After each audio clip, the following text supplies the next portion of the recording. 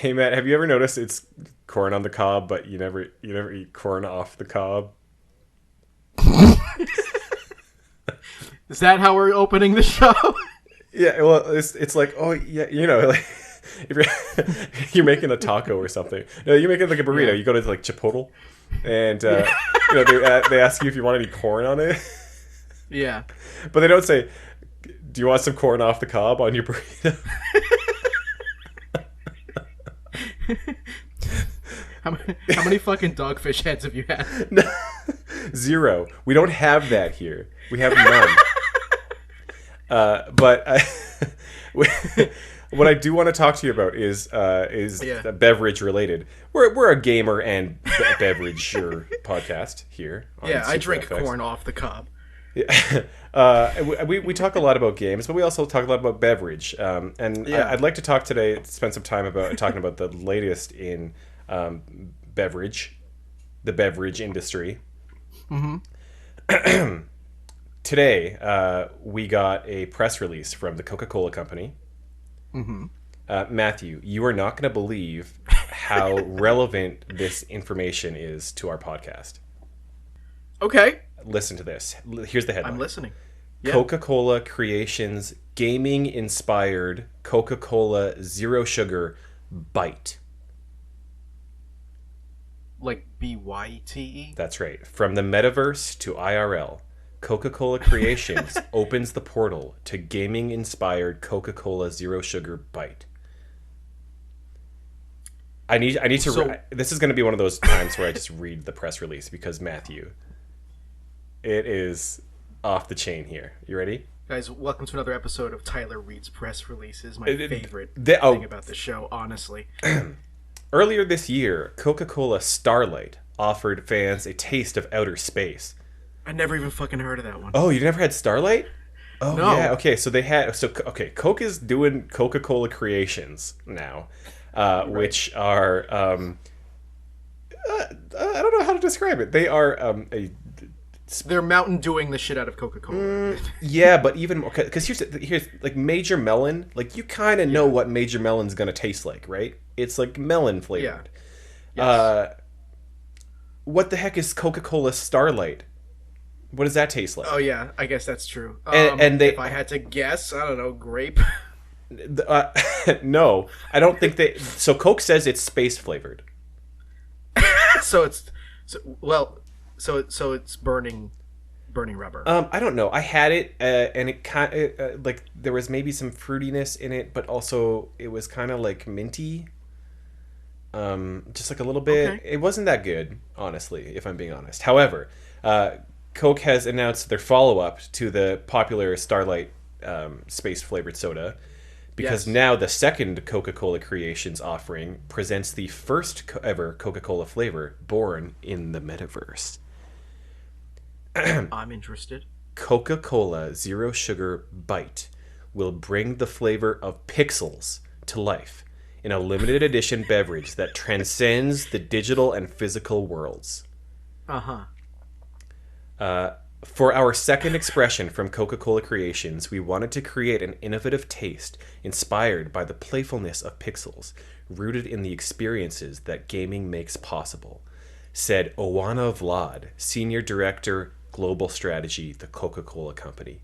Just as pixels power digital connection, Coca-Cola Zero Sugar Bite brings people together to share moments of real magic.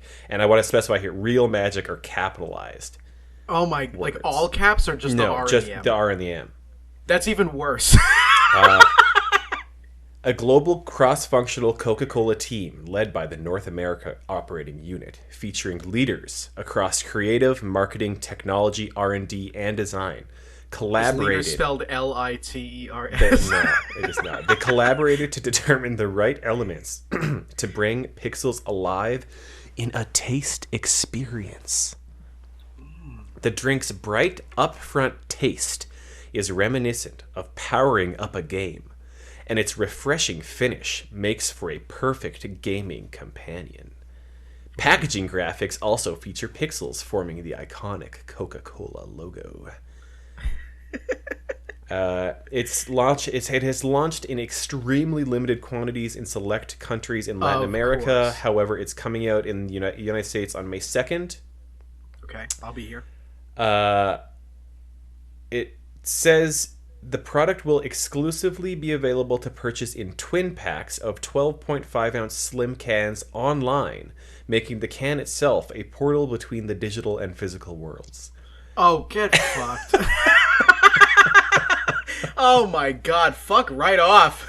And then there is some sort of online virtual concert. What is it, Steve Aoki? Maybe features. No, it doesn't. I don't know exactly. I don't know. It's a whole bunch of stuff. This is fucking amazing. Yeah. I would already be excited about a new flavor of Coke, but then they fucking like dialed up the pandering so hard. Oh, they're going in. Going in, they fucking dove head first in, and they're drowning. There's also some sort of like Fortnite collaboration involved, and I don't know. Like this article ends with them talking about NFTs. Fucking click away. So Coke's going in. Our next flavor of Coke is Coke NFT. Every can is a unique non-fungible token that you can use as real money. What do you think? What do you think Coke's next Coca-Cola creation flavor is going to be? I think I just said it. The NFT. Like TEA. Yeah. Someone's got to have done that already, right? That's already a thing. Oh my god, probably, yeah. Hey, should we do a podcast? We should probably do a podcast.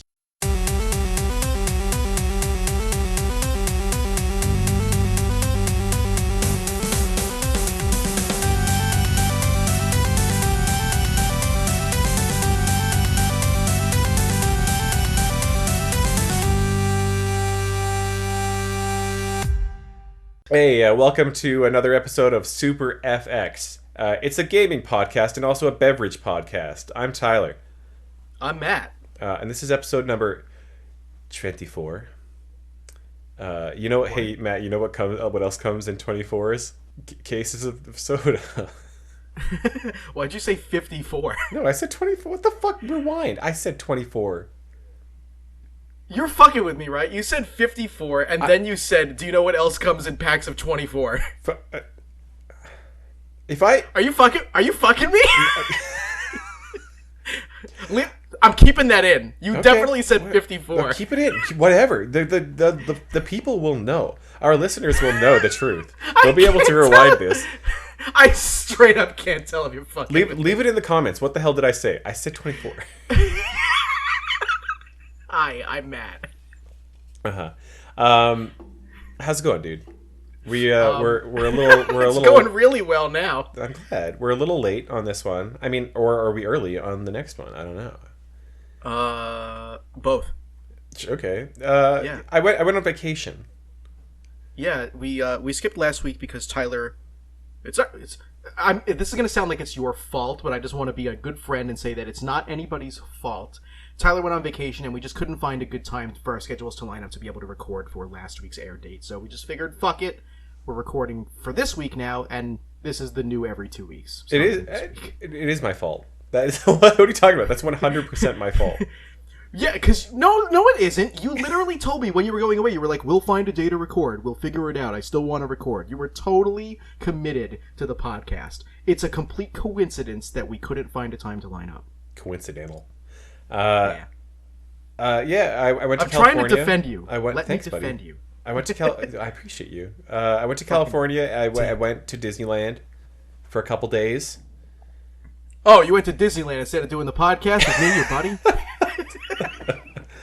How was that, by the way? It was great. Disneyland is great. It's so expensive. I know, I've been. Matthew, it is so expensive, and you got to do a thing right now where you got to like reserve the day you're going. It's the whole thing, but it's worth I know. It. Actually, wait. I actually haven't been because I've been to Disney World. I haven't been to Disneyland. Oh, well, but I've been there. It's expensive. It is still fucking expensive though. It continues to be expensive. We should go. We'll plan that out one day. We'll both go. We'll go together. I would love that. It'd be a party. Yeah. Anyway, I'm back now. Cool. So we're back in business. We're playing some video games. Yes. What are you playing? I mean, I think there's something that we're both playing. We are definitely both playing the same game right now, but there was one other game that I played before that game that I wanted to talk about briefly. Okay, tell us about that game. Tyler, are you... This is going to sound like a setup, especially Yeah. the way that I have it written in the show notes, but Yeah. are you familiar with D? I'm familiar with the letter. Okay. There is a horror game on the Sega Saturn just called D, the letter D. And woo, what a fucking trip, dude. Oh, okay. I was waiting. I was waiting for the gotcha. I don't get it. Like I was waiting for the For the- of course you know D. Yeah. You know, like a, Yeah, like I played it. Of course I know D. I played it. No, like the like it's like a penis, like a wiener joke. Tyler, That's what I was waiting for. I was playing D on the fucking Sega console with the discs. I believe you. I knew you were. Okay, fuck. I thought you were gonna make a joke, and I was scared that I was gonna be made fun of. No, it's D on the Sega Saturn. All right, and it's good. Yeah, it's pretty good. D's nuts. Fuck. Okay, tell me about D. Okay, so D came out in 1995 for a lot of different platforms. It came out for DOS, it came out for Saturn, it came out for 3DO, it came out for PlayStation. Whoa. And it is the very first video game to be done fully in FMV. Every single thing. Now you might be asking yourself, but what about the Sega CD? That was 2 years earlier. And I was gonna say, what about Night Trap? Night Trap is not 100% FMV. Okay. There are menus, and there is a like a menu system that is not full motion video. When I say full FMV, I mean everything that happens in D. Everything is in full motion. Whoa. Wait, Yeah. Like the menu? The game, everything. Whoa. Everything's in FMV. The game is therefore so incredibly fucking large that it needed to be put on 2 discs, which, you know, cool. All right. In 95 we already had multi-disc games. That's not really that bad, but it's only about an hour and a half long. Whoa. Who And knew? it's on 2 discs. Who knew that D would be so big? Right? So literally, so the D's nuts is pretty much both a joke but also an accurate description, because all of the shit that goes into like what D is crazy, right? D's nuts. It's the brainchild of Kenji Eno, who literally, I'm not making this up, after he made D and its 2 sequels, Enemy Zero and D2, he went literally actually mentally insane. What? Oh, wait, hold on. What? Yeah. Wait, because of the games? That is neither here nor there. It just happened. And you can kind of tell because of the way that these games are. What the? So, D is very, very interesting. It tells the story of a girl named Laura Harris who has to go to a hospital to figure out why the fuck her father, who is the administrator of that hospital, went on a killing spree. And when she gets to the hospital, it turns into a mansion. Okay. But anyway, the story's not important to D. What is important is that it is this very quirky, very incredibly weird and atmospheric horror game. It's not really scary so much as it is unsettling, though there are jump scare moments, but by 1995 standards, they're just not really scary anymore. But God, what a fucking trip. I definitely recommend at least checking out a YouTube playthrough of it, because again, it's only an hour and a half long. You can just binge it in a single day. Yeah.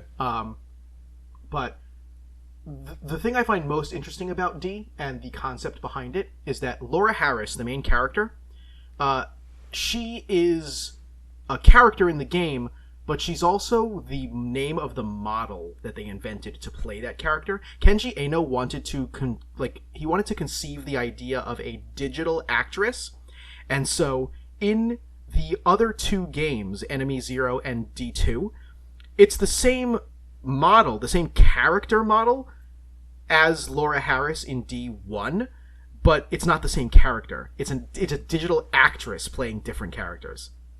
Do you remember there was like this Wheel of Fortune show for kids, and they had like this like Vocaloid thing instead of Vanna White? Mm-hmm. This, looking at pictures of this, it gives me vibes of that person. Yeah. Oh, you're looking it up. Yeah, it is. What a fucking game. I absolutely 100% seriously recommend taking a look at it. Anybody who's listening, I don't necessarily think you have to play it, because honestly, it's really just there to be watched. Like most people witnessed. consider D an interactive movie. Yeah, but, I mean, it's a video game. You make choices and you carry items and you solve puzzles, so it's not a movie. But yeah, that's all I wanted to say about D. It's fucking cool. Wow. Okay, as I was looking at this, I had never made the connection that D2, because I've seen the cover of D2 a lot for Dreamcast. Yeah. And I recognized that immediately, but I never made the connection that it might be a sequel to a game called D. Yeah. I just thought it was a game called D2. Especially because, like, D2 doesn't have a space between it. It's just D2. Wow. All right, Yeah. I'm gonna have to check that out at some point. That looks bananas. But yeah, once I finished D, I went out the very next day because I wanted to pick up my pre-order for Kirby and the Forgotten Land, which I bet you're playing too. I sure am. I actually bought it at a Target in the US of A. Ooh. And the guy ringing it through the till and pulls out this little Kirby coin purse to go along with it. I'm like, oh, what? You got the coin purse, huh? I guess, apparently. So it is the most like cheap piece of merch that I've ever witnessed. It is like the paint on there like like scrapes off with your fingernail. Like it feels like the zipper is gonna fall off immediately. So I got one of the promotional items too, because Jackie and I placed our pre-order at our local GameStop. Oh, so you got the keychain? No, I got the pin set, which the GameStop they're had not keychains. Oh, really? Yeah, no, they're not enamel pins. Oh, no, that would cost too much money. Instead, they're like, I don't even know how to describe it. It's like the image of Kirby and Elfalin, one of the characters from the game. I know you know that, but the viewers. The viewers, Matt. The viewers. I mean, the listeners. The viewers. Oh, we're on YouTube, too. www.youtube.com/search it. I don't think we have a URL. I think it's Super FX Podcast. I'm not sure. Leave it in the comments below. Whatever. Tell us what website you're on YouTube. Send us the link. Let us know. Because we don't hell know. I'm gonna throw up a picture of this pin set for our viewers on YouTube. But it looks like somebody just took some cutouts of Kirby and Elfalin and like seeded them into like a metal mold and then put some fucking clear plastic on top and like sealed them together, like that cheap kind of pin. Yeah, it's like worse than you'd see at like a booth at a con. Yeah, they're not enamel pins, and they're literally, it says fucking licensed by Nintendo. Brutal. Oh, hello. Oh no. What? What? I don't know why. I'm gonna put this on the podcast too. I'll put a picture of this up. It says, for promotional use only, not for resale. Warning, cancer and reproductive harm. Oh, it's the state of California. But what about this would give you cancer? Oh, like the paint or whatever. Oh, yeah, dude, go to California. Everything has that sign. Okay. Yeah, they have to have that in California. It's wild. Oh, yeah, it says p65warnings.ca.gov. Yeah. Yeah, it's wild. Wow. You go absolutely anywhere in California. Like you walk into a fucking store and there's a sign on the door that says like, "Hey, just so you know, we use materials or whatever that may cause cancer or reproductive harm." Damn. Yeah, and it's so common that it's like absolutely useless because nobody now nobody actually bats an eye at it because it's like every like literally every store, anything you buy. Yeah, it's like you go to Disneyland, they have the big sign out front that says it. But it's not on cigarettes. At least it isn't here. Okay, so Kirby. Yeah. I haven't finished it yet. I'm in the fourth world. I think it's like the ice one, the snow one. Yeah. But hot damn, dude, it's good. Oh my god. I have feelings about this game. I've been primarily playing it while I'm like on the phone with my friend Rachel. Hi Rachel, by the way. What's up, Rach? Because it's Kirby games are very relaxing to me. And totally. while they can be very high octane and they involve a lot of like button input and like quick movement, I'm not going for 100% the first time around. I never do. So I'm just kind of sitting back and playing Kirby. And I think that this still isn't my favorite Kirby game. I think that's always going to be Dreamland 3. It has a lot of charm for me. But this is definitely one of the most fun Kirby games to just fucking blast through. Yeah, yeah. I agree with you for the most part. However, I'm having a real hard time not collecting everything. Like I have that collector urge, you know. I mean, I'm still going out of my way to collect things that I see or notice. But if I end a level and it's like you got 9 out of 11 Waddle Dees, I'm like, good, Waddle Dees nuts. I'll get the next 2 later. Wow, that's really interesting because I like Super FX OGers will know about the need to go left. And like that is heavy in this game for me. Like I can't I leave the thing and it's like, oh yeah, you only got 9 of 11. I'm like, oh shit, I gotta go back. And the thing is, if you missed some at the end of it, it'll reveal like the task that you have to do to collect them, and then it's like staring you right in the face. It's like, hey, you should have done this thing, and then you could have got the other dude. And I'm like, shit, you're right. Have you had one of those happen where you were like, wait a minute, I came this fucking close to trying that? Yeah. Oh my god. Yes. There was the one in like the Wonderland one, the Wondaria. Yeah. And there's one where you're supposed to like jump on top of the spaceship at the beginning. Yeah. And I kind of tried to climb it, and I just like didn't line up correctly, and so I fell off, and I was like, well, I guess that's not climbable. And then at the end of it, it was like climb to the top of the rocket ship, and I'm like, fuck off. I was so mad. And so of course I went back, and it's right at the beginning of the stage too. So I have to like, you do the thing at the very beginning of the stage, and then I have to play the entire stage over again. But it's like it's so damn charming that I don't mind. Yeah. I'm not mad about having to do that at all. I'm having a lot of fun with it. It's the perfect, like you said, it's the perfect kind of level of difficulty where, Kirby games have always been easy. I think this one's actually like slightly more challenging than historically speaking. I remember playing the first 3DS one, Triple Deluxe. Yes. And I remember just like blasting through it and like just thinking like the entire time was like, wow, like I know Kirby games are easy, but this is just like stupid. This one, Forgotten Land, doesn't feel like that. It feels like there's enough difficulty to keep me relatively engaged, but also that I'm able to kind of kick back, and I don't do that thing where I lean forward on the couch and put my elbows on my knees and I'm like, okay, let's go. Yeah, not with a Kirby game. I don't think I've ever done that. Yeah, exactly. So that is, I mean, I have gone and done some of the like the treasure hunt thing, like the bonus stages. Oh, I've done all the treasure roads just because I want to upgrade all the shit. Yeah, so some of those I've had to do that a little bit to like, but not even just to beat them. It's just to get the target time. Yeah, really? Yeah, there was 2 that I had most of them I was able to do the target time no problem, and then there was 2 of them where it was like absolutely impossible. I was like trying like a million different things, and I had to I tried like probably 5 or 6 times on both of them to finally get it. One of the tornado ones, I came in at 0.02 over the target time, and I was like, fuck this. The interesting thing is that it doesn't seem to... You don't seem to need it for 100%. Like, nothing changes if you get the target time. It just checks the box. Doesn't mean I'm not going to fucking do it, though. Exactly. They got us by the balls. They really do. There's nothing you can do about it. They got us by the curveballs. Yeah, no, I have one small complaint with the game, and I do mean small, because this is mostly a personal thing. there aren't any like fucking combo moves anymore with the copy abilities because it's not in 2D and you need all the fucking directions to move. Yeah, yeah. I was So thinking about that too.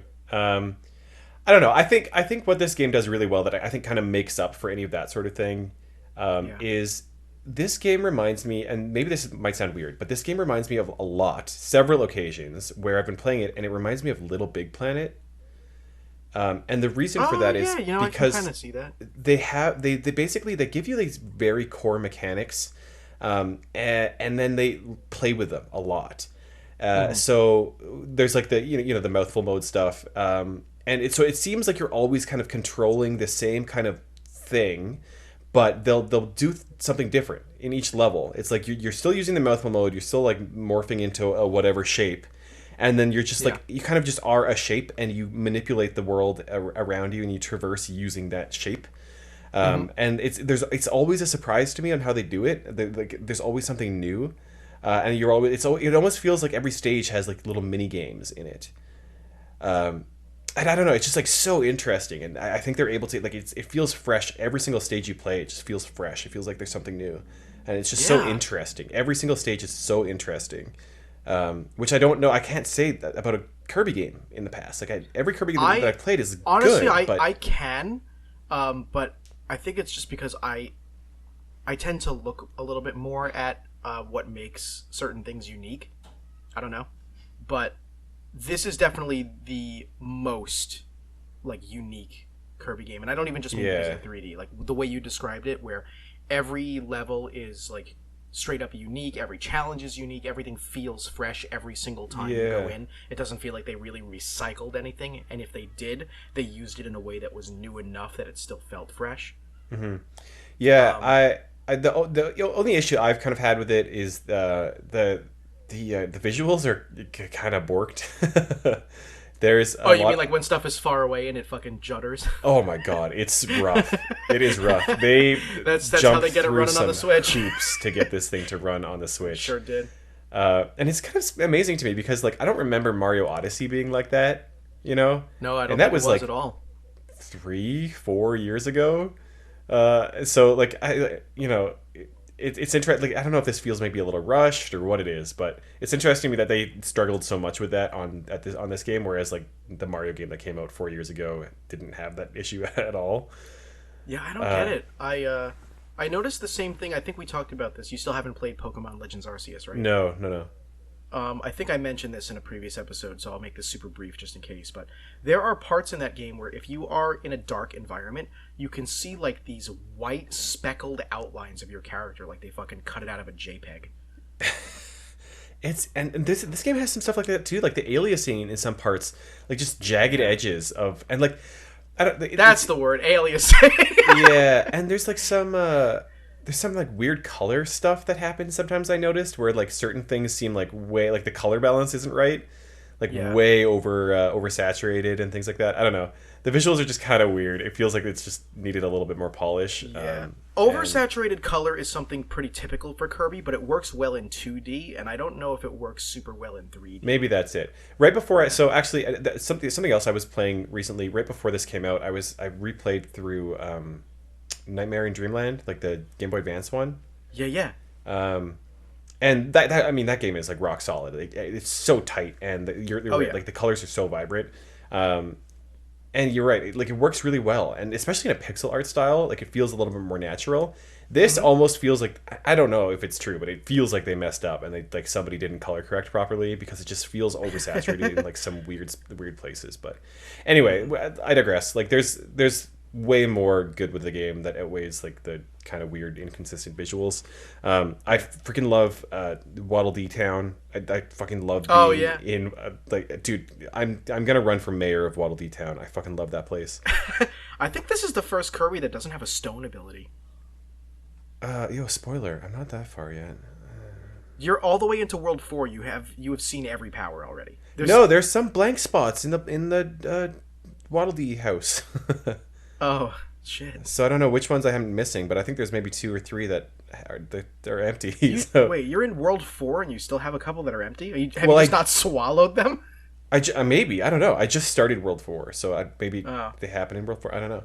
I don't know if this is really a spoiler, I But mean, I figure there are more coming, but I because don't there's know. also no fucking yo-yo. But then again, that never shows up except like every now and then. That's my favorite copy What's ability. your? I was gonna say, what's your favorite copy ability in this game? It's absolute in this game. I really like what they did with fire instead Oh, of like like the volcano one.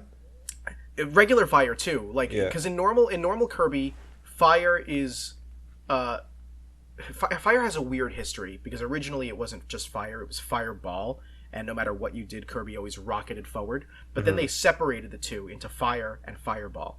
And regular fire is what I'm talking about, where Kirby stands still and breathes fire.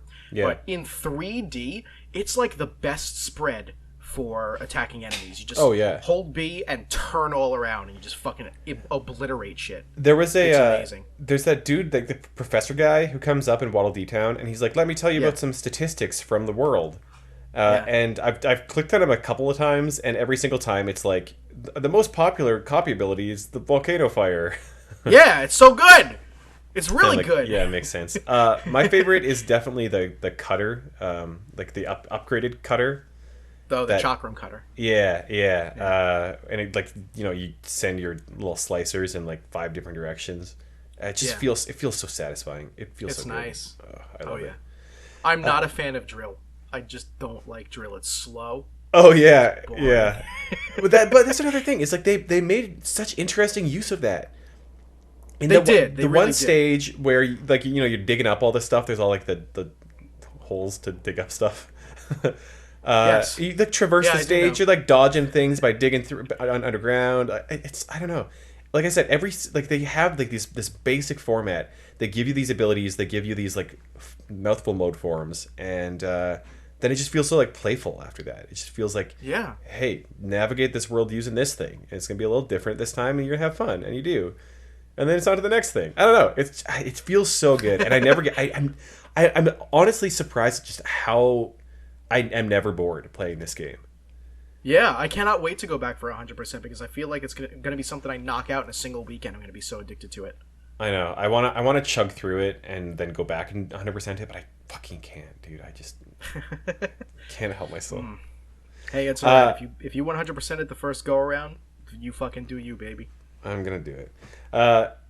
We're flying along in this podcast. We also Oh yeah, played. Is there anything else you want to say about Kirby, or do you want to? it's good. It's good. Go It's buy it good. if you have it. Go play Kirby. It's great. You and I played a little bit of the new Mario Kart tracks. Oh yeah, our But- listeners will be happy to know that in the last episode when Tyler and I talked about how we should probably hang out other than just talking on the podcast. Oh my God, we did. We actually did do were that. friends one night, and we we played the new Mario Kart tracks. We joined up in a group online, and we just fucking played with some randos, and we got to experience all of the new tracks from the first wave. Yeah. Okay. First off, I was really surprised at how good people are online. I remembered that being a yeah. thing from. I played a lot I of didn't come online in first in a single Wii. fucking time. Yeah, we played what, something like 30, 40 rounds, We played a lot, yeah. and I came in first one time. And after that, I think I was just like, I'm done. That's it. Go to bed. I came in dead last so many fucking times, and I'm good at Mario Kart. I'm not tooting my own horn here, right? But like, I'm good at Mario Kart. I know I am, and I know you are too. And we fucking sucked a big one that night. Yeah, we did it really bad. Yeah. People are good on there. The tracks themselves are good. I mean, they're not all big hits. I don't love the Choco Mountain remake because I don't know, it just doesn't feel like Choco Mountain to me. I don't know what it is. It's okay. The ones from Tour are pretty good. Those ones I didn't have a lot of exposure to. I don't think anybody really did. So, Yeah, I didn't play Tour. So those were kind of fun to play and to to actually like get to experience. They're like noticeably different. They're a lot more like, how there's like the Mario Kart GP, the arcade cabinet, and you know how it has like weird off-brand characters. Oh yeah, of course. It kind of feels like that a little bit, where like these like it's like suddenly like you go from Choco Mountain and then it's like next track like, hey, there's the Eiffel Tower. Yeah, the one thing that I noticed about these tracks was that In many of the tour tracks, um, the laps will change depending on what number lap you're on. So Yeah. like one lap you'll go left at a certain intersection, and another one you'll go right. Mario Karts have done that in the past, but these ones seem to be like exclusively doing it. Yeah. Um, Yeah, and another it's thing I like noticed very is clear that that those ones are different. yeah, another thing I notice is that because they're all based on like real life places that don't have ramps and like loops and shit like that, they're all pretty. They're good. Don't get me wrong. They're still challenging, but they're all kind of plain. They're all just like flat. There aren't really many places where you make use of the anti-grav or the ramp with your glider in these Yeah. courses. Yeah, So I think they could have like plussed it up a little bit to make it a little bit more engaging for Mario Kart 8. Like they yeah, typically do that with a lot of like the historical tracks, but these ones, eh, not so much. yeah, but they're But still still, good. I had a good time. Yeah, Yeah, yeah, I had I'm a good still time. happy I with liked it. them. All right, should we get to talking about the news? Oh yeah, let's gamer some news with a Z or is with a Z with a Z with a Z. Tay on day or a Z or it legally doesn't count. You are Tay. Why are you Tay? All right, we got a lot here. I think the biggest news over the past few weeks, PlayStation. Sony's Yeah. doing a new. I hate to talk about it, but a new streaming service where you're going to stream your games instead of owning them. Woo! We Uh, love that here on the Super FX podcast. yeah. So historically, up until this point, Xbox has Xbox Game Pass, and they've had that Yeah. for a while now, and it's obviously gone leaps and bounds, past what their expectations were, and now it's becoming a very core aspect of Microsoft's kind of gaming strategy. Yeah, scares actually, the shit out of me. Yeah, But continue. with Xbox Game Pass, you can download and play many games, including new releases like Halo Infinite was on there day one, and you pay one low monthly fee, and you can play this whole library of games. PlayStation, Sony has not exactly had that to the same extent. They've had PlayStation Plus, which was kind of you pay it to play online, and you It sometimes was like got Xbox Gold, basically. Xbox yeah, Live Gold. you got some free games that you could download and keep as long as you were a subscriber, but you'd only get a select few every month. They also had PlayStation Now, and PlayStation Now was a cloud streaming thing, so there was no games downloaded. You would just stream games from some offsite server, which would then magically appear on your console, and you would play them. So there would maybe a little bit of lag introduced, and they had a kind of select. A smaller selection of kind of the bigger titles from days gone by on there, and so like that was an okay service as well. And so Sony's announced that PlayStation Plus and PlayStation Now are going to merge and kind of come together as there are now 3 flexible options. They say as kind of updated versions of their software, and it's very clear that they are trying to kind of compete with Xbox Game Pass here, which is something that we all knew was coming, but here it is in the flesh. It's finally happened. So the options are PlayStation Plus Essential. You can get the same kind of benefits that Plus members are getting today, and not really much else changes, except you don't get anything additional. And that costs $60 a year, I believe. PlayStation Plus Extra, you get all that, and you get up to 400 of the most enjoyable PS4 and PS5 games.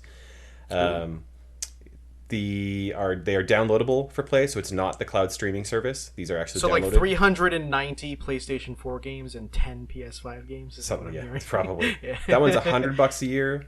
But the real kind of moneymaker here, it looks like, and the real kind of highlight is PlayStation Plus Premium, which gets you all that as mentioned, and 340 additional games, including some PS3 games, some PS2 games, some PS1 games, and some PSP games. They don't say which games, but they are all cloud streaming. It sounds like there might be some download options from the original PS1, PS2 kind of generations. PS3 games are all cloud streaming, which is how it is with PlayStation Now at the moment. So they also say that one's $120 a year, which is like kind of pricey. It's like $18 a month. That's very just pricey. like Yeah. not super cheap. But they also do say that they are not going kind of the same route that Microsoft is taking, whereas Microsoft will kind of they've shown that they are absolutely willing to put the newest releases on the service day one. And Sony very clearly says that they are not going to do that. That they want to protect the area of the business where they sell the full retail price for their biggest and latest blockbuster hits, kind of thing, and they might be added to the service at a later date. So that's the big kind of differentiator there, and I am kind of surprised to hear that. Me too. I think there's no better way to get people to sign on to your dumb streaming service than to put like the big game that they want on there. Yeah, right? I mean, yeah. And Microsoft, it sounds like, has done very well doing that. Game Pass has been a huge hit for them. I think people really see the value in it when and we can't. I don't think it can be argued that there's no value there, because it's like a great service for a very low price. You just don't get to keep the game. Yeah. So if you're the type of gamer that's where all the value is for you and me, right? But like, not everybody is like that. In fact, very few people give two shits. Exactly, so. Right? We are in the vast minority here, I think. Yeah. Talking about this, because if this service costs $120 a year, that's the price of 2 AAA games. Yeah. And now you'll probably buy more than 2 games in a year. Yeah, exactly. So the value is there, and I think for a lot of gamers who kind of play through a game once and then put it down and forget about it, absolutely the value is there. So, as usual, I'm not surprised that Sony's going this route. I am kind of surprised that they're not leaning harder into it. It seems that they've been kind of averse to like really lean into the whole. All of our games are on the service. We are our Netflix now. I thought by now they would have kind of bowed in and went into it, but not yet. It seems like Microsoft is the one doing that, and it seems to be working well for them. So I was very surprised that Sony hasn't. I don't know if maybe they ever will, but it remains to be seen. I think that as gaming goes on, right, we're probably, no matter how much you and I don't want to see this, we're probably going to eventually see a full digital swing. Mm-hmm. And oh yeah, without question. So it definitely will happen. Will it happen soon? No. It's already been proven pretty much that it's not going to happen anytime soon. So I don't think Sony will bite the bullet on that right away. But just based on the projection of what games are going to be like, maybe, 50 years from now, they'll do it eventually. But not now. It's coming. It's coming, but this is just coming. Like stage 2 of the grand plan, maybe. I don't know. Yeah. Sony's winding up for the pitch. Yeah. So that's coming. That was kind of the highlight news. However, I do know that our friends over at Intellivision had some updates for us. Is that right? Even when Tommy tries to do something good, there's something bad about it. This is a very, very small complaint I have, but it's enveloped inside a larger complaint. Our boy Thomas Talarikis, he has decided, we already talked about this, he stepped down as the CEO, and now the new CEO, Phil Adams, or is it just Phil Adam? Whatever. One or two Adams. It's a guy. That's true. Phil, my man. They have announced recently that they're looking for new investors because, gee, I wonder why. And in order to get people hype for the Amico and keep the spirit of the Amico alive, they decided to do an unboxing video. It's about an 8-minute video, which I will link in the description of this video. And I'm also going to put some photos in here when they're necessary. So if you're on YouTube, be on the lookout. But one of the workers for Intellivision, John Alvarez, is the dude who does the unboxing. And so the first thing that you'll probably notice in this video is that this box that he's showing looks like fucking trash. It looks like somebody took poster board or oak tag, big poster paper, and just tried to make a box out of it. It doesn't look professionally done at all. It looks like it was printed at a fucking Staples or an Office Depot. I noticed, and I'm glad I noticed this, and I also watched a CU podcast episode about this video, just to double check that I wasn't going fucking insane. But many of you will know that I'm a foreign language instructor, and That means that I can speak multiple languages as well. I'm not bragging. This is important to this story because the unit that they showed, the box that they showed on the on this video, was, according to John Alvarez, the quote European version. So it has all these different languages on it. Of the languages on that box that I can speak, the grammar was terrible.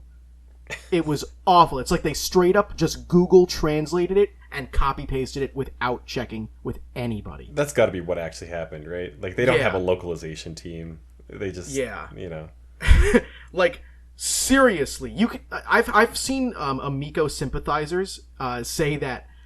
You know, I'm sorry. Hold on. There are Amico sympathizers. Can you yes, point me in the direction of these people? Because I'd like to. I can. I actually can. I'm a member of the Amico fan club on Facebook. Not because I am, but because I love to watch. Oh my god. I will absolutely add you to that, and I any of our listeners, please. I will link that Facebook page in the description for this video as well. Really fucking giving myself a lot of editing work here, Matt. Thanks.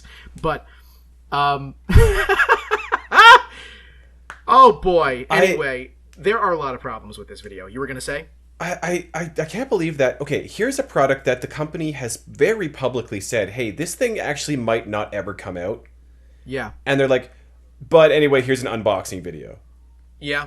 And I don't the unboxing video has fucking problems. Like this is very clear to me that they have absolutely no direction. So, if you have a good eye, it is very easy to sleuth out that this unboxing video was 100% staged. Because the box is like all dented and shitty, and when they open up the unit... And that's why it's staged? Wait, hang on. When they open up the box and they show the unit, the controllers and like the unit itself, they're not wrapped in any sort of like protective foam. Yeah, they don't got money for that. Like a normal console would be. And the controllers are already plugged into the console. That would never happen. They would always be wrapped separately and placed in a different compartment of the box. But that's not it either. There are visible fingerprints and dust on the fucking console. I love it. This is like the one that they've manufactured. Absolutely. They have one. Yeah. Seriously, that's the theory, is that it's literally just a prototype unit. They keep telling people that there are retail units ready to go, but where the fuck are they? Show us them. Prove it. But I did say at the beginning that I had a small complaint, and these aren't any of them. I said it was enveloped in a larger swath of complaints, but here's my small complaint, which is somehow, because it's me, my biggest complaint. And Tyler already knows about this because I sent him photographs from when I watched this. I took screenshots, and this is where they're going to come in, so keep your eyes peeled. When John Alvarez is unboxing the Amico, he pulls out the AC adapter, which we live in the year 2022. Matt, put it on the fucking big screen. It's this fucking style AC adapter with the fucking box right where the two prongs are that go into the wall. What year is it? Why is that a big thing for me? Because I collect a lot of different consoles, man. And even if I didn't, there's no way that in 2022, the only things you're going to have plugged in your media section are your television and this one fucking box. Which means that you have to own a power strip. Everybody I know owns a power strip for their media section. They just do. And so if you use an Amico, it's going to cover up one of your fucking power strip options. I mean, doesn't the Nintendo Switch one do that as well? Yes, it does, and I was mad about that too 5 fucking years ago when it still wasn't okay, and now it's 5 years later, and it's still not fucking okay. But that's not the kicker. No, it's not okay. That's not the kicker. Okay? The kicker? Here's the fucking kicker. I showed you this too. Second picture. Put it on the big screen, me. This is the picture of the quick start guide for the Intellivision Amico. Oh, yeah. And you can see here, it's a photograph of how to hook your Amico up to the wall. And they had the fucking audacity, I'm getting mad, they had the audacity to draw the AC adapter to look like the fucking box is in the fucking center of the wire. Like it should be. So they knew they could do this. It's not a production piece, Matthew. It's all testing. They're figuring it out. This is not actually the thing that's going to ship, because you know what is the thing that's going to ship? Absolutely fucking nothing. You won't have. There's nothing to be mad about because you're not going to have anything. There's nothing to be mad about, he says. Literally, there's nothing to be mad about because there won't be anything. Period. Oh That's my it. god. You're Oh gonna my order your god. television, and you're gonna receive a box in the mail. It'll be empty. They'll be like, "Here you go." Oh my god. I feel like the fucking kid who goes to like Disneyland and he's like, I want to meet Bugs Bunny, and the parents are like, they don't have the heart to tell him that Bugs Bunny isn't at Disneyland. So he keeps getting fucking mad. He's like, I want to meet Bugs. I hope that I don't miss Bugs. And they're like, dude, there's nothing to be angry about. Bugs isn't even at Disneyland. Dude, do you think are there even kids who are? What kids want to meet Bugs Bunny? I don't know. I made this analogy up for the fucking joke, okay? I'm not funny.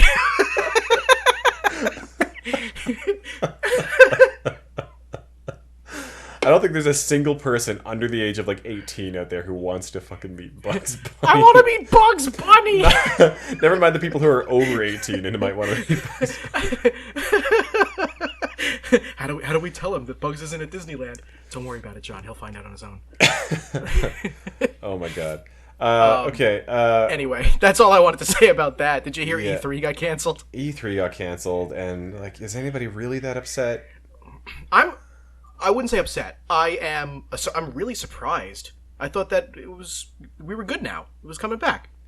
I mean, they don't seem to think so. I think I think the organizers of E3 know that because everybody's doing like a digital event, like all of these digital events are going to come out anyway on their own platforms. Yeah. Right? Like they're all just going to happen. And so what's in it for the organizers of E3 at that point, right? Like yeah. You know, there's no profit coming in. They're not really providing anything as a service, so like why operate? And like I would love for it to come back, and I think eventually they will do some sort of in-person event. I think there is still something to be said for an in-person event for certain things, but it's never going to be like what we used. Like, you know, GDC just happened. Like GDC actually went in Seattle, I think. And it just actually like happened like in person. So like there is still some merit for that type of event, but I don't think we'll ever see. You know, we'll never see Reggie and Cammy up on stage showing off Wii Fit. Like that's always from here on out. That's going to be a recorded thing. It just makes sense, right? Like it sucks because like there's no magic in that. But fuck, there's no capital R real capital M magic. Yeah. Hey, speaking of that, I was going to actually. Did you watch the new overview trailer for Nintendo Switch Sports? Yeah, I did. Dude, that game looks so good. It actually looks really fucking good. I'm very excited for it. Yeah. I just want to be a patron of Spoko Square. I just want to go to Spoko Square. I wasn't even this excited for Wii Sports when the Wii first came out. I know. Like, Mario Galaxy. Oh wow!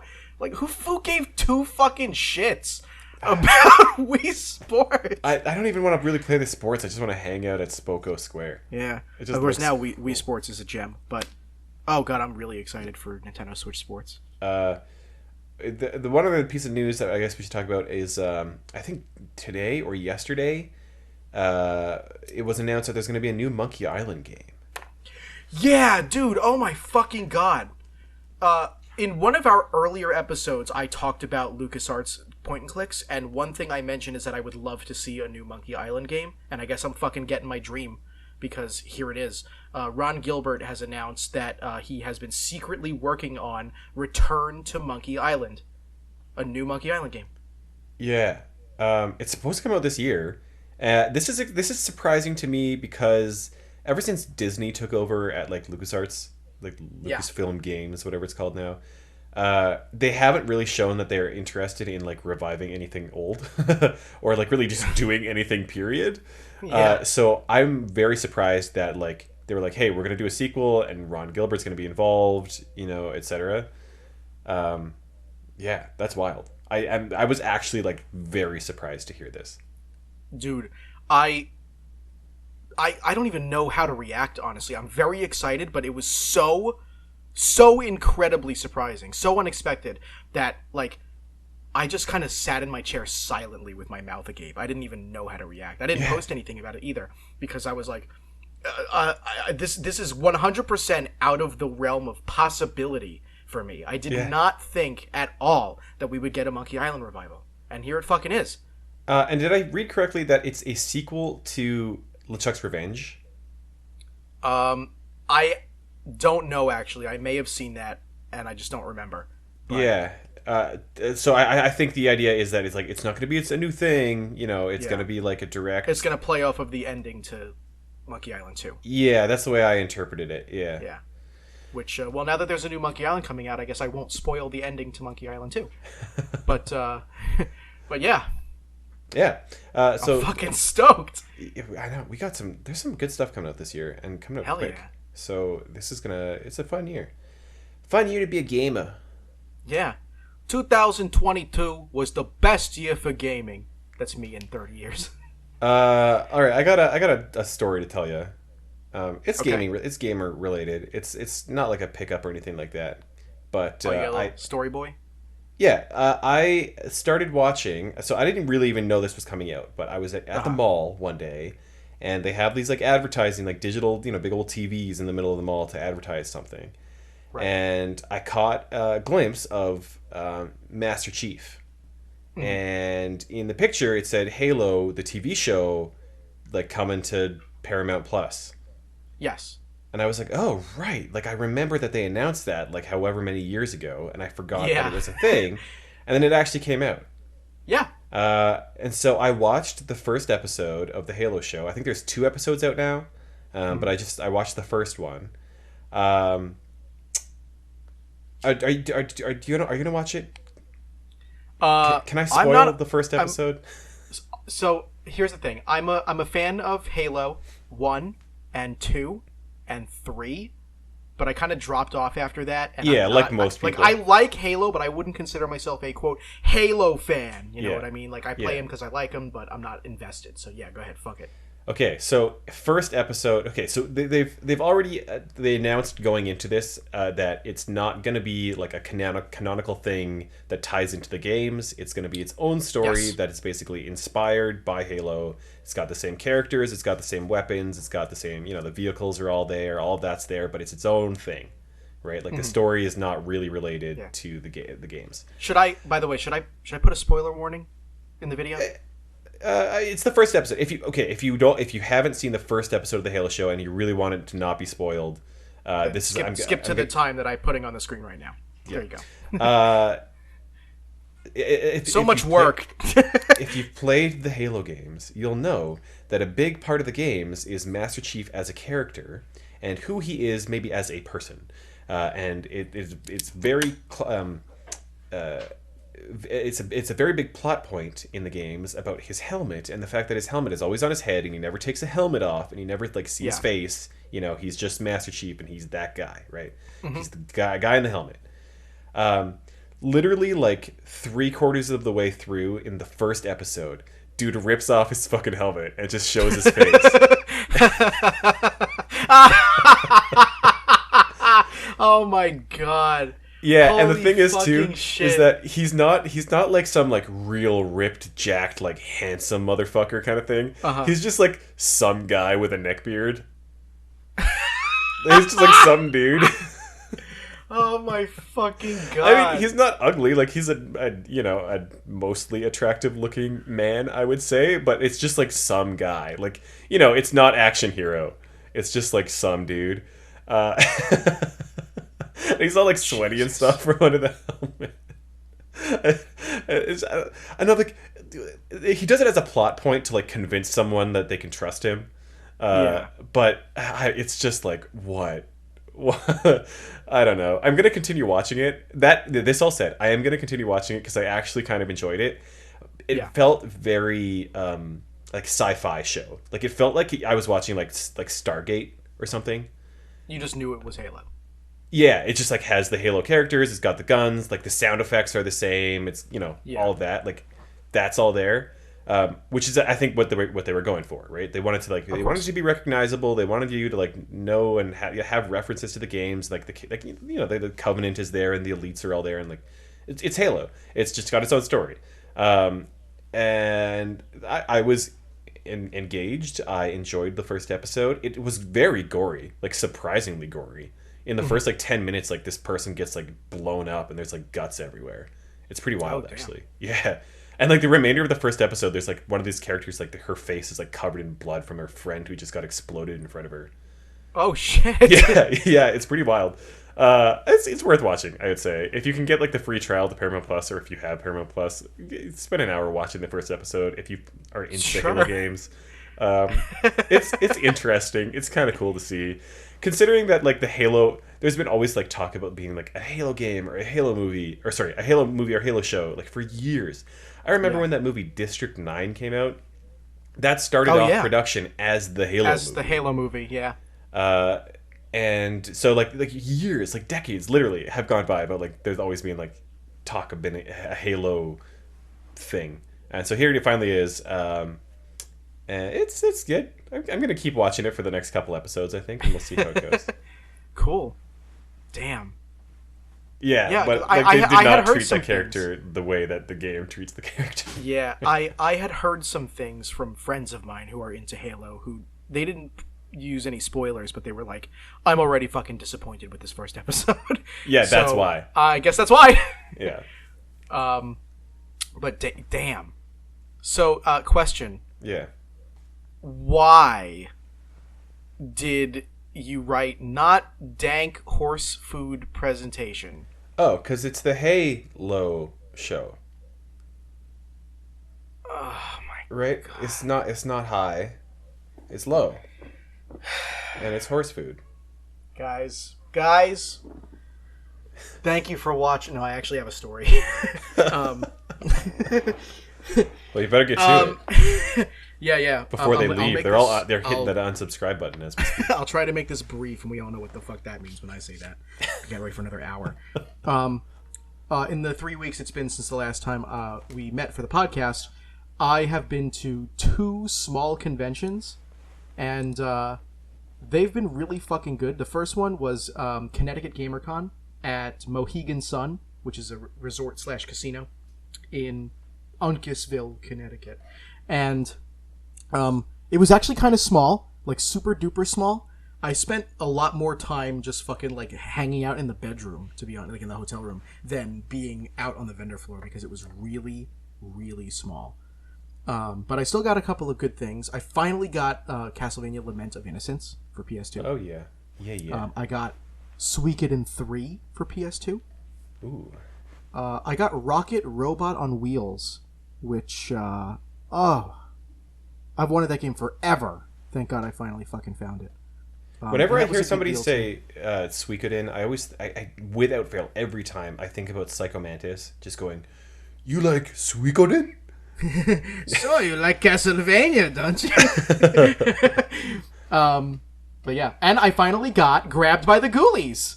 Oh yeah. Oh yeah. I started playing that last year and I didn't get to the end of it, so we should play that together.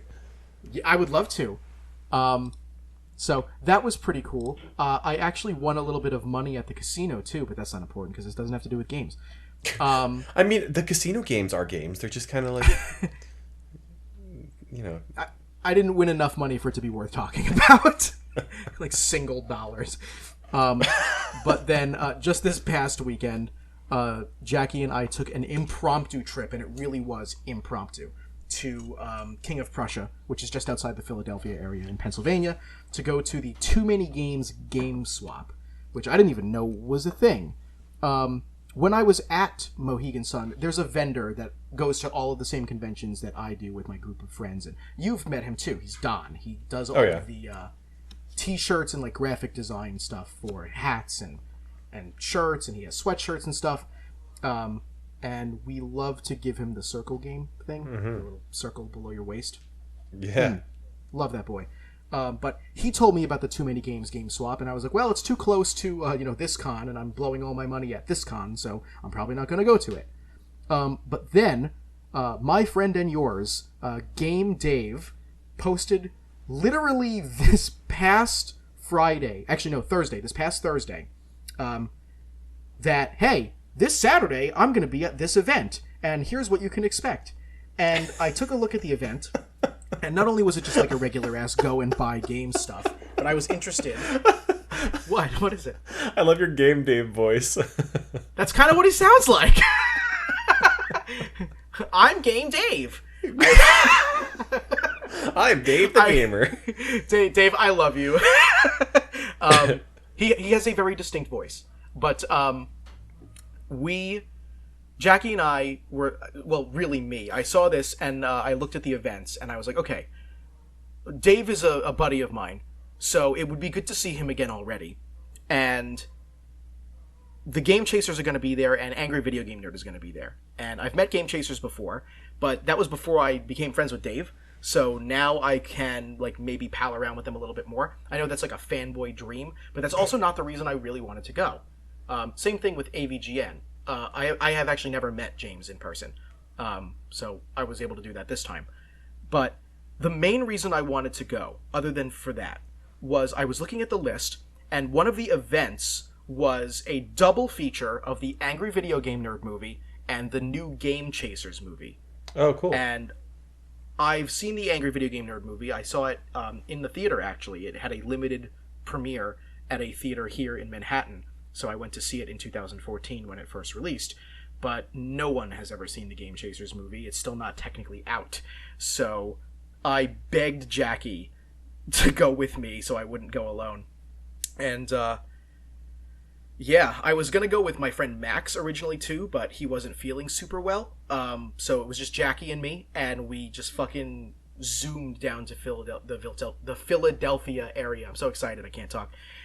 Nice. And I bought some games. The only one I want to talk about is I bought the Mario Brothers Game & Watch with the manual. That was really nice. Fucking cool. Yeah, but I had such a fucking blast just seeing Dave shooting the shit with him in the Game Chasers. And after the double feature, Jackie and Dave and Billy from Game Chasers and I just stood out in the hallway and just talked for like an hour and a half. It was fucking rad. And those are always the best moments of cons, when you're just like hanging out with the celebs. Yeah, but yeah, I had a very interesting conversation with Dave, which you know about, but I'm not at liberty to discuss on the podcast. I know. But probably the highlight of the entire night is somebody brought Billy some beer, and he did not want that beer, and so Billy Game Chaser gave Jackie and me beer. And that'll do it for our show. Yep. I mean, seriously, why the fuck not, right? Hey, guys. That sounds like a great time, Matthew. I'm really happy that you had fun. I was really content to end the show right there. Yeah, I had a great time. But yeah, it was really cool to see Dave again. Got to pal around with the Chasers. Bought some games. Jackie had a good time. Right? Right, Jackie? Yes, he did. Oh my God, you're right here. Yeah. Yeah, but that's it. Right on. Yeah. Right so on. I guess that'll do it for this show. I really hope that I can come down to Too Many Games in June in Philly. In June, yeah. Let's see if we can make that happen. Dave will be there. Game Let's Chasers go. will be there. Super FX at Too Many Games 2022. Hell yeah. Guys, thanks so much for listening. To learn more about Super FX, you can visit our website, superfxpodcast.com. You can find our show wherever you find your other favorite podcasts, including Google Podcasts, Apple Podcasts, and we're on Spotify. Follow us up on social media. We got Twitter, we have Instagram, we have YouTube. I promise we have Facebook at SuperFX Podcast. Reach out with any comments or questions on social media. We'd love to hear from you guys. And if you want to shoot us an email, that's hi at superfxpodcast.com. Guys, if you like what we're doing and you want to support us, please, I need money for games, and Jackie has to eat. So please consider becoming a patron at patreon.com/superfxpodcast. If you're listening on YouTube, give us a like, subscribe, smash that button, hit that bell, leave a comment. Guys, if we get to 1,000 likes, then you can help us out on Apple Podcasts by rating and reviewing our show. Special thanks to Kenny Martin for our theme song. You can find him at Kenma, that's KENMA.bandcamp.com. And a special thanks to you, as always. Thanks so much for listening. We'll see you next time. Bye-bye.